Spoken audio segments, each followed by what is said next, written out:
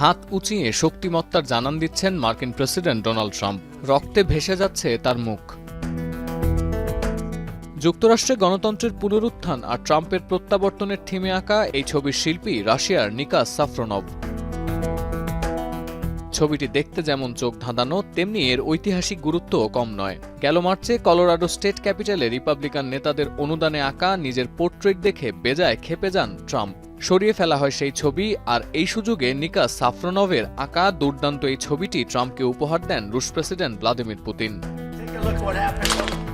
Bundle থাকলে প্রতি সেনমানিতে টাকা বাঁচবে। বিকাশ সেনমানি বান্ডেল কিনে জিতুন প্রতি লেনদেনে। গেল বছর জুলাইয়ে পেনসিলভেনিয়ার প্রচার সভায় বন্দুক হামলার কবলে পড়েন ডোনাল্ড ট্রাম্প। কান ছুঁয়ে বের হয়ে যায় আততায়ীর গুলি। সেই অবিস্মরণীয় মুহূর্তকে ক্যানভাসে বন্দী করেছেন সাফরোনভ। ট্রাম্পের এই পোর্ট্রেট হোয়াইট হাউসে পৌঁছায় ক্রেমলিনের সারপ্রাইজ হিসেবে। তবে শুরুতে কিছুই জানতেন না ছবির কারিগর নিকাস সাফরোনভ। পরিচিত এক ব্যক্তির অনুরোধে ছবিটি কোনো ধরনের মূল্য বা পারিশ্রমিক ছাড়াই হাতছাড়া করতে রাজি হন তিনি। পরে স্থানীয় পত্রিকা পড়ে জানতে পারেন রাশিয়ার কোনো শিল্পীর আঁকা একটি ছবি মার্কিন প্রেসিডেন্টকে উপহার হিসেবে পাঠিয়েছেন পুতিন।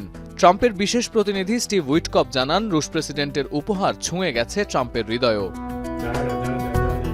কিন্তু শিল্পী সাফরোনভ তখনও জানতেন না তারই আঁকা ছবি দেখে আনন্দে গদগদ হয়েছেন ট্রাম্প। এই তথ্য জেনেছেন আরও নাটকীয়ভাবে। সাফরোনভকে এই সুখবর দেন খোদ রুশ প্রেসিডেন্ট ভ্লাদিমির পুতিন।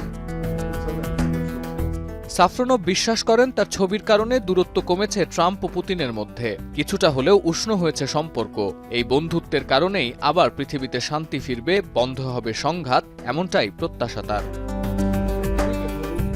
সতীর্থ কর্মকার, এখন বিশ্ব।